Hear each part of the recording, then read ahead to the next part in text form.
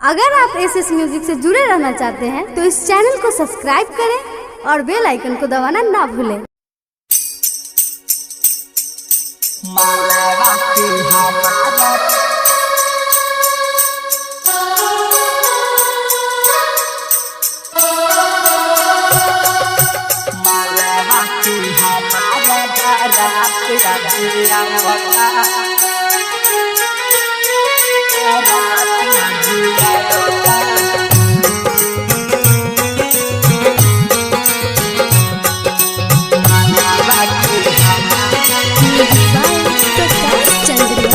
मालावा के हमारा बारात आज आवता, मालावा के हमारा बारात आज आवता।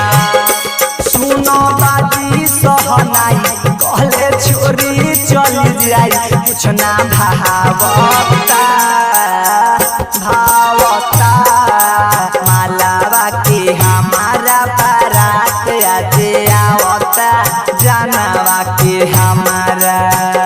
सुनो बाजी सहनाई कहले छोरी चली जाई, कुछ ना भावता भावता। मालावा के हमारा बारात आज आवता, जानवा के। सुर संगम रिकॉर्डिंग स्टूडियो साहिबगंज। मालावा के हमारा बारात आज आवता।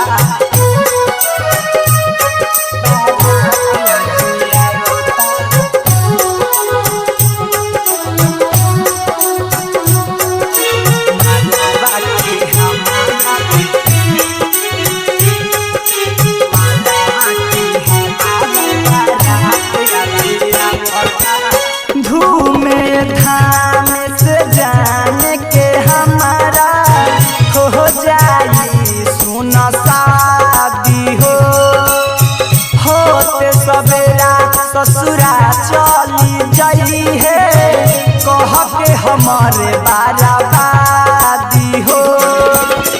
सारा लोगवा जुटल बारे, सहारा लोगवा जुटल बारे, जान के मार बनावता। मालावा के हमारा बारात आज आवता, मालावा के हमारा बारात आज आवता। आज बाजी सहनाई कहले छोरी चली जाई, कुछ ना भावता भावता। मालावा के हमारा बारात आज आवता, मालावा के मालावा के हमारा बारात आज आवता, मालावा के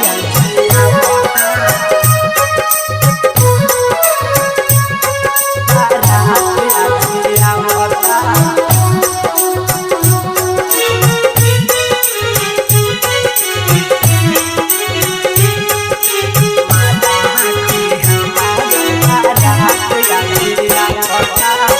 राज भाई सोनो जाके धोखा दे के चल जाई पियावा के संग हो।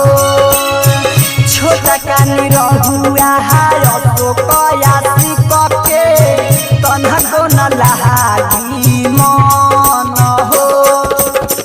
जहर खा के राजा बाबू मरी, जहर खा के बड़का समारी, यहाँ देव पर सतावता।